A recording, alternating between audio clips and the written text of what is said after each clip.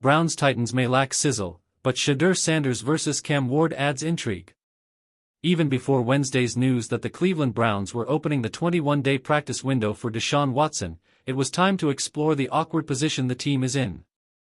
Not just the losing, but the uncertainty surrounding so many players likely coming to the end of their runs in Cleveland. Myles Garrett still ascending and chasing the NFL single-season sacks record in another losing season, and the unquestioned arrival of the team's first 4 2025 drafted rookies. Watson remains a big, expensive question mark, and one of the primary reasons the Browns are in the position they're in, with their record and their future salary cap issues.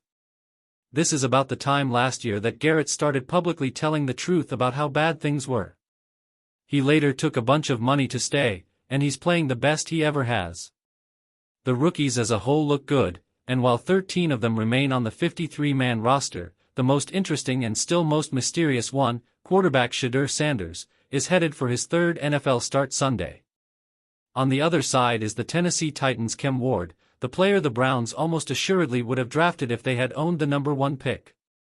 Instead, they had the number 2 selection and traded it for a package of picks that landed them Mason Graham, Quinshon Judkins, and a 2026 first-rounder, a pick that might have to be packaged to land the quarterback of the future.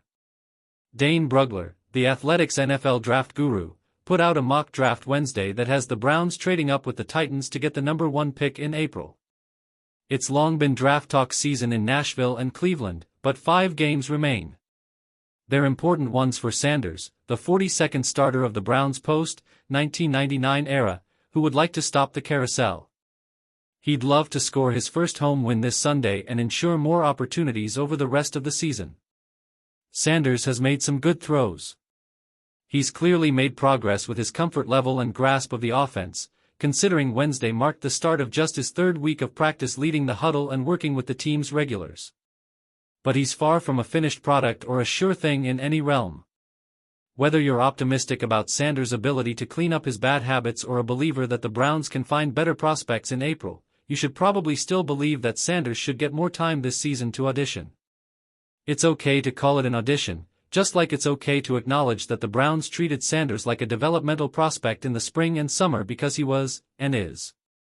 For most of the pre-draft process, Ward and Sanders were the top 2 quarterbacks in almost every public ranking. But Ward emerged as the clear number 1 once teams began the formal interview process, and the Titans quickly made it clear that he was their choice. What happens if Tennessee has the number 1 pick again? What do the Titans think of Ward now that he's been in their building for 7 months? Is there even a world where the Titans like another quarterback atop the draft and make Ward available to other teams? We're just spitballing here, but there's precedent. Arizona drafted quarterback Josh Rosen in the top 10 in 2018 and immediately picked quarterback Kyler Murray at number 1 in 2019. The Titans will probably keep Ward and address their leaky defense, but it's too early to know. The Browns had back-to-back number 1 picks in 2017 and 2018, when they landed Garrett and then Baker Mayfield. More recently, the Jacksonville Jaguars had consecutive number 1 picks and took quarterback Trevor Lawrence in 2021 and edge rusher Trayvon Walker in 2022. Ward and Sanders weren't just linked during the pre-draft process. They worked out together, though both said in separate interviews Wednesday that they're too focused right now to maintain a relationship via text messages. And though this Ward-Sanders meeting doesn't come with the level of hype it might have earlier this year, there's still intrigue and plenty of potential draft positioning at stake. The 1-11 Titans fired coach Brian Callahan in October, and Ward has thrown just 7 touchdown passes all season. His completion percentage over the last 7 games has been better than it was over the first 5, and that's a sign he's progressing. Life is hard for rookie quarterbacks, especially on bad teams. Garrett is just 3.5 sacks short of tying the single-season record and has shown the ability to post that kind of number in 1 game. Sanders talked Wednesday about his relative inexperience being no excuse for some of the mistakes he's made, and said he needs to trust his eyes and his studies and just let it fly. Let's see if he carries that to the field Sunday. If there's a confidence booster out there, it might come against the hapless Titans. If there's a way to make another losing December even sadder, it would be for Sanders to flop against Tennessee. It's a big game Sunday, even if it doesn't register as such among other matchups with playoff implications. What Watson's return to practice means for QB room. I don't think Sanders is looking over his shoulder with Watson at practice. Nor should he be, even as there's no guarantee for Sanders keeping the spot atop the depth chart. Watson returning to practice is not any indication of where he is, or isn't, with the franchise. It's another reminder that the Browns still have Watson under contract and have around $135 million in salary cap commitments after this season to a player who's gone 9-10 as a starter and whose failures and injuries led Cleveland to a four-man quarterback competition in the summer. Watson has been with the Browns all season. He was on the preseason trip to Carolina. He watched most training camp practices from the weight room. He was out of public sight, but he's long been in the team's quarterback meetings and has been part of the weekly prep before and after Sanders was promoted to starter.